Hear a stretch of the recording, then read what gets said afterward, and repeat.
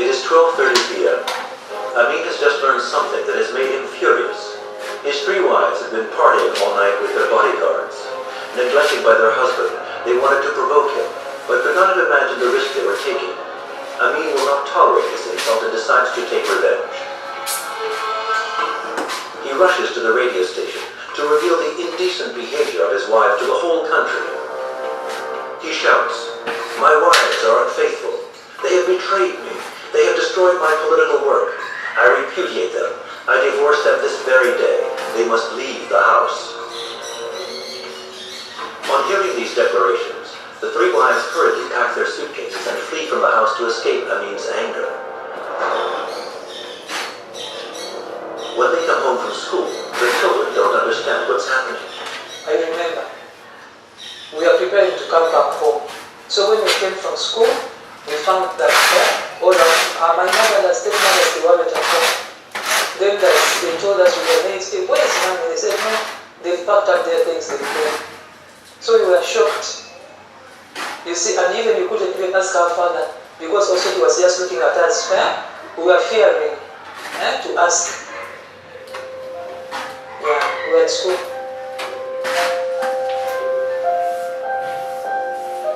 A few months later, Mariamu, Babi's mother, was badly hurt in an accident. She managed to escape from Uganda and take refuge in London. Her daughter would not see her again for more than 3 years. Nora was spared for political reasons. She belongs to a tribe that Amin is persecuting. He spares her to absolve himself of all responsibility. Kay would not be as lucky. A year later he was found, cut to pieces in the trunk of a car. The children found out about this horror on television. We were playing out. So they called us to go and take shower. Then our sisters came running and said, "Oh, you come and watch the television." No, Mama Kay also is dead. So the sister, my sister Kide, is the firstborn of Mama Kay. She started crying. Then she was cut in pieces. It was very hard. It was very hard for us. It was something strange. It is the Minister of Health himself who was ordered by Amin to have the victim's body sewn back together. He directed that body be sewn, the parts be sewn back the way they should have been, which we did at the hospital.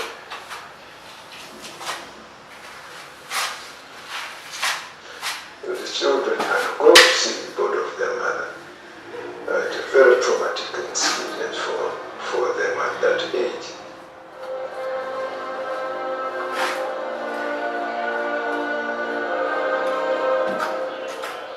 Amin takes advantage of the event for a macabre display.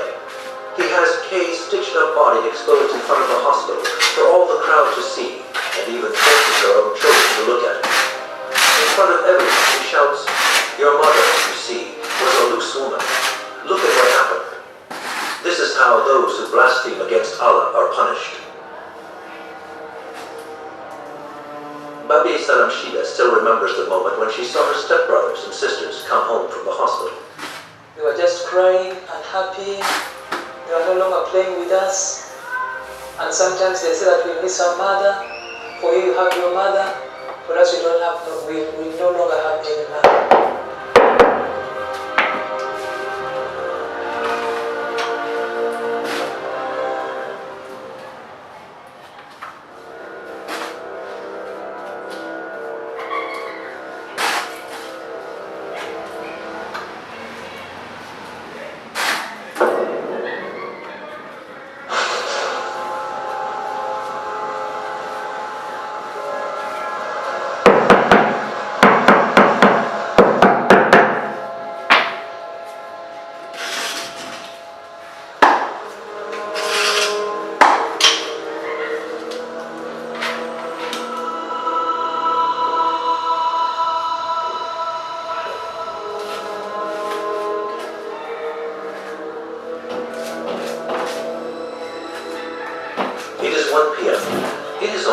Stalin receives Evgenia, his sister-in-law, who has come to pay him an unexpected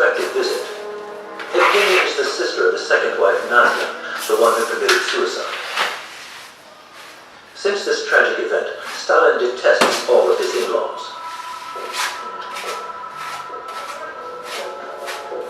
He receives Evgenia coldly. Evgenia is frightened. Part of her family has already been executed or sent to the Gulag by Stalin. She even suspects he is responsible for poisoning her husband a few days earlier.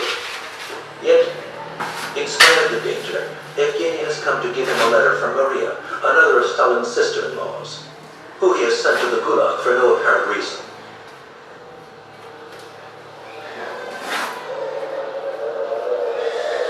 Living conditions in Stalin's gulags in Siberia are terrible.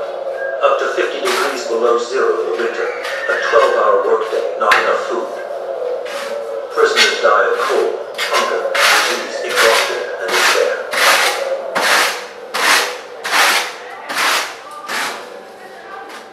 From her gulag, Maria has managed to get a letter to her sister-in-law begging Stalin to set her free. She writes, "If I don't get out of this camp, I will die here." Many years later, Evgenia described the scene to her son, Alexander. Сталин прочитал это письмо и попросил маму больше никогда такие поручительства на себя не брать. Мама говорила, он не стучал на грани, но он мне сказал это таким голосом. Достаточно было какой-то передать своему голосу. In fact, Stalin hated any pleading for those he had classified once and for all as his enemies. Not only would Maria not be freed, she would be transferred to a camp that was even worse and be executed several months later.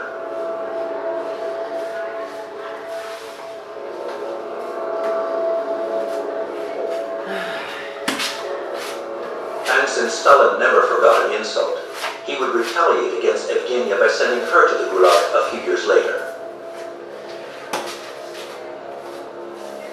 Almost all of Stalin's family were victims of his murderous insanity.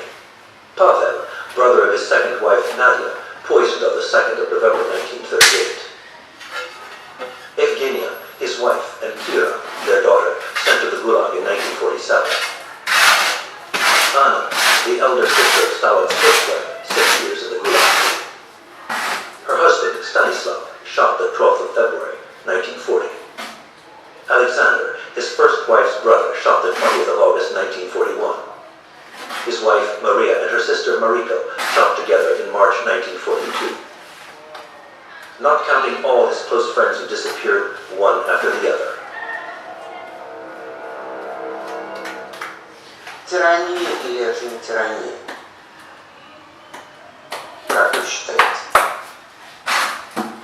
Ну, посадить всю свою семью, я считаю, что это...